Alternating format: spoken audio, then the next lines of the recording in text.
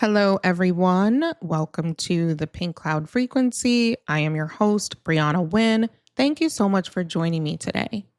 This episode is a continuation of episode 11, Seduced by the Myth of Moderation, because that episode seemed to really resonate with you all.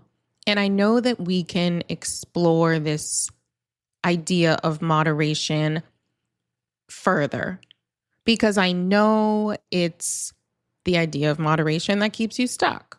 So in this episode, we're going to discuss how women are conditioned to view self-control and discipline as a measure of self-worth, and how that conditioning creates shame around attempts to moderate alcohol.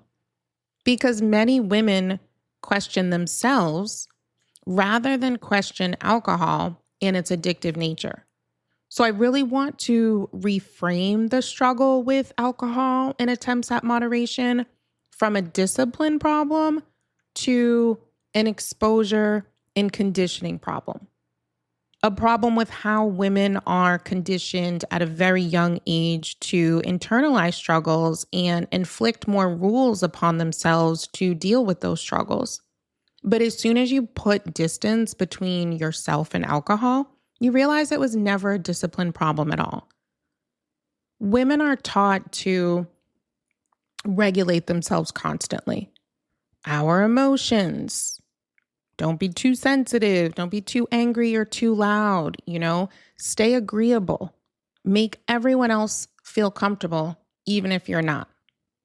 Your appearance. Be attractive.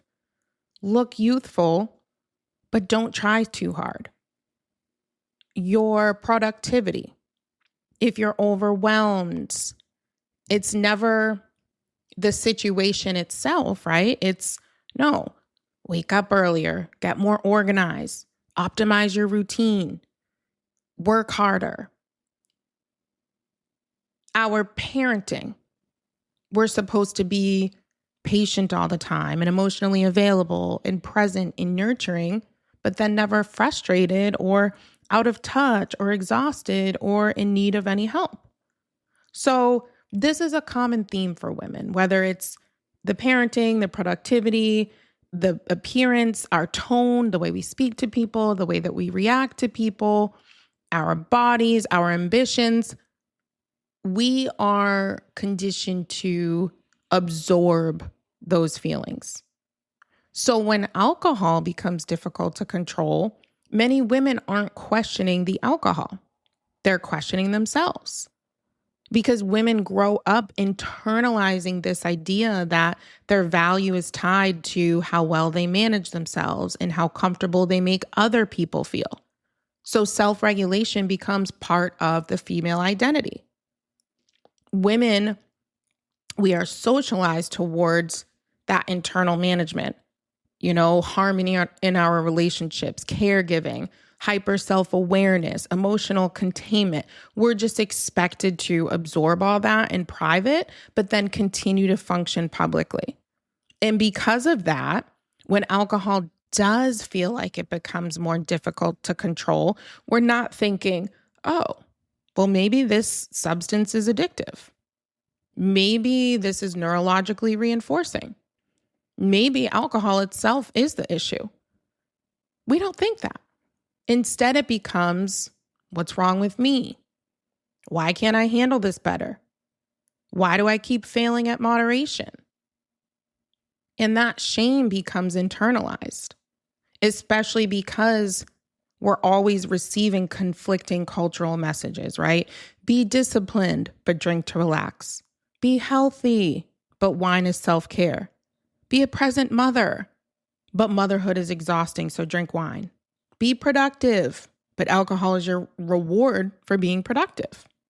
And those cultural messages support this idea that you're expected to maintain control while participating in a culture that normalizes losing control through alcohol.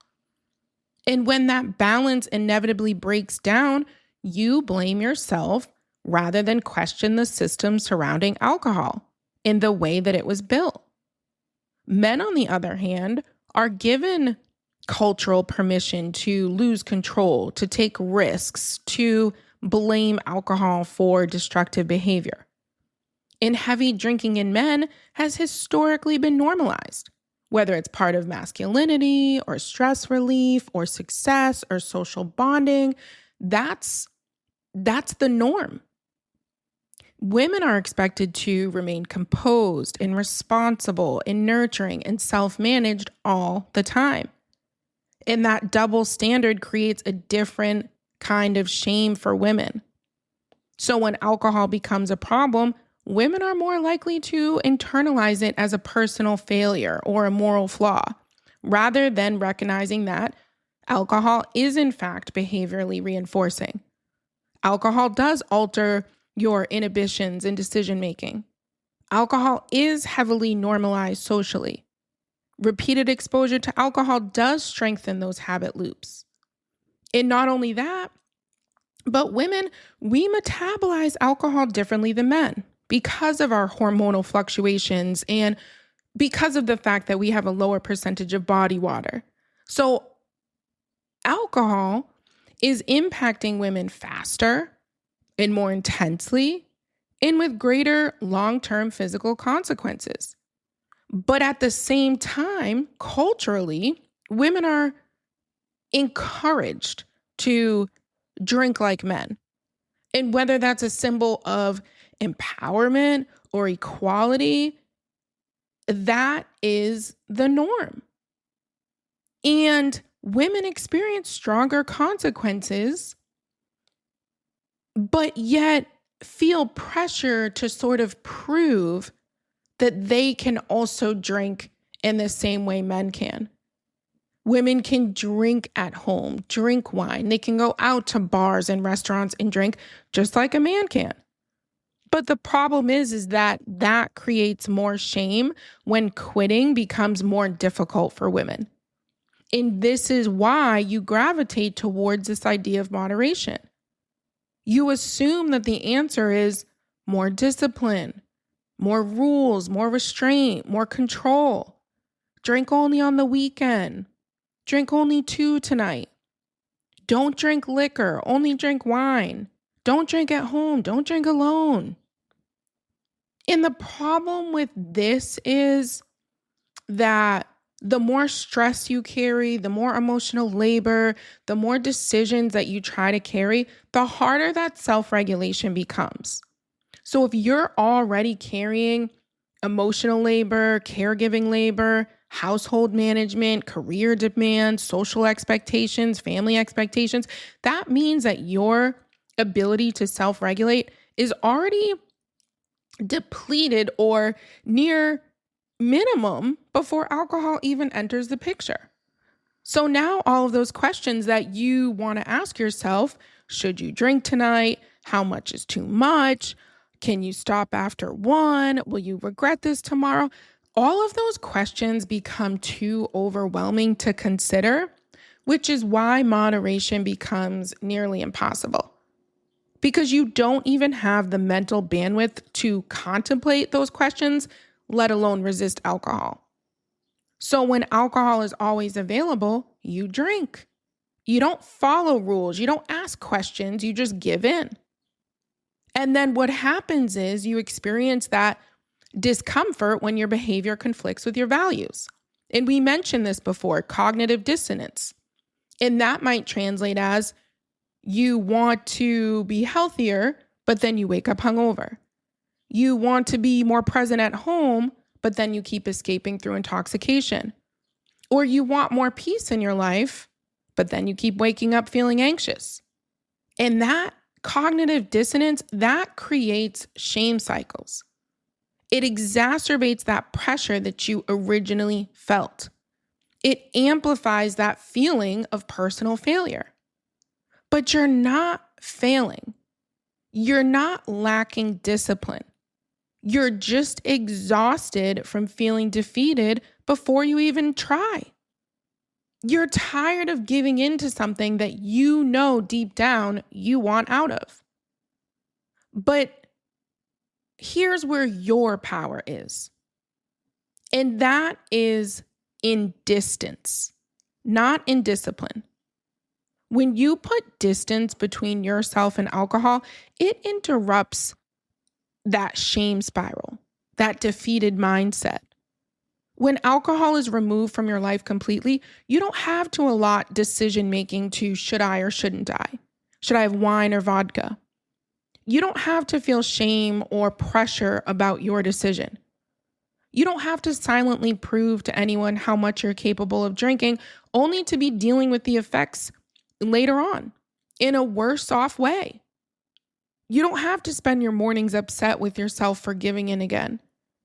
You get to carry only what's necessary to carry in your life. And when alcohol stops being one of those juggling balls, you save your bandwidth for what's actually important in your life.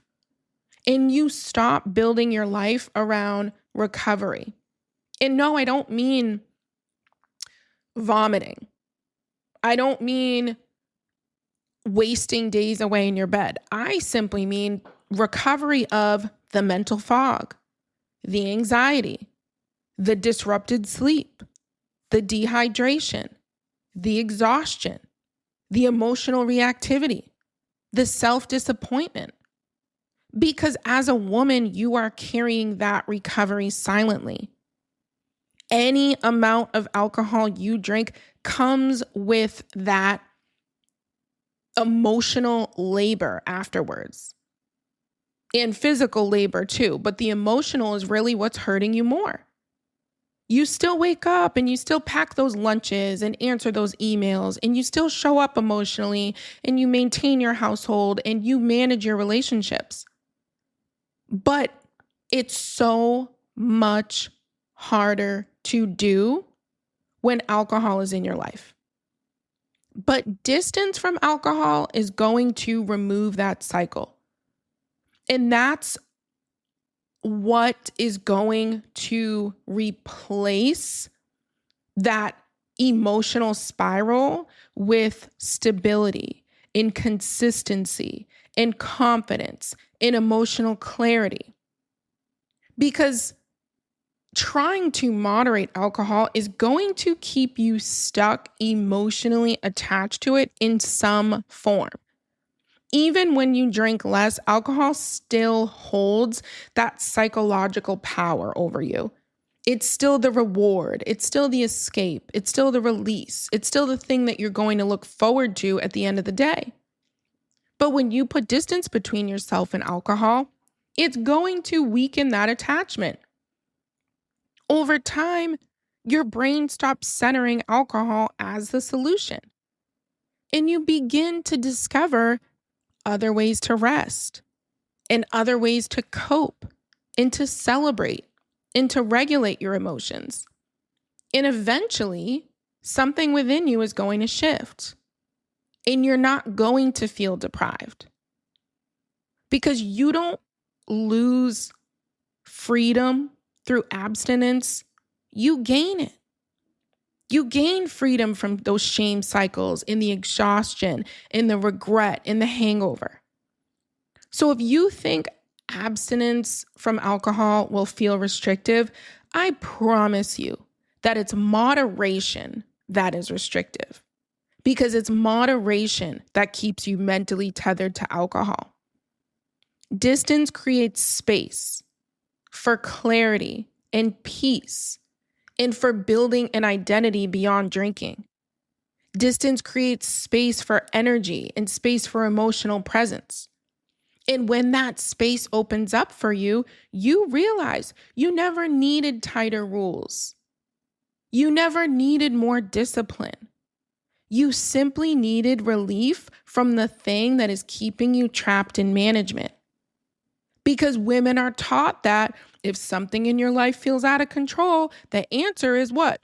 More control, more discipline, more restraint, more managing.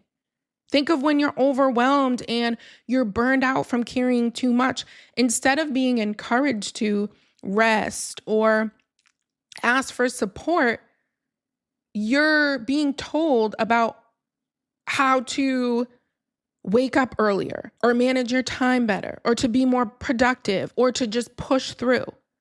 The problem when you're overwhelmed or burned out becomes your inability to handle it all, instead of the impossible expectations placed on you in the first place. So when alcohol becomes difficult to moderate, you're not questioning the substance. You're questioning your worth.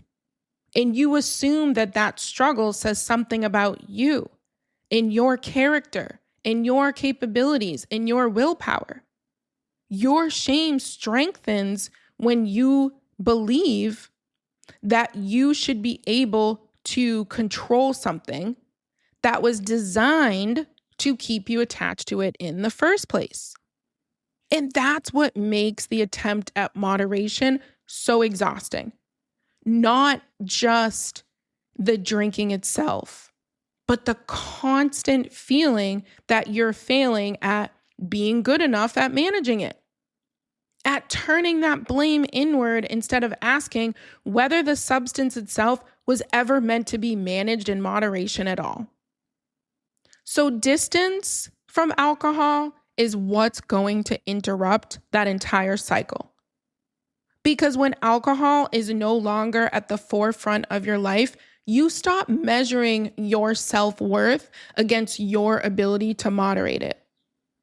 You stop waking up wondering whether you succeeded or failed the night before. You stop tying your value to how well you practice self-control. And that is the deeper freedom here. Not having to prove you can handle alcohol. Not having to prove you can moderate alcohol. Not having to prove you can have just one drink at dinner and you're good. Not having to prove that you're disciplined enough to moderate. It's freedom in realizing that your worth was never supposed to be measured by how well you can suffer through managing something that is harming you.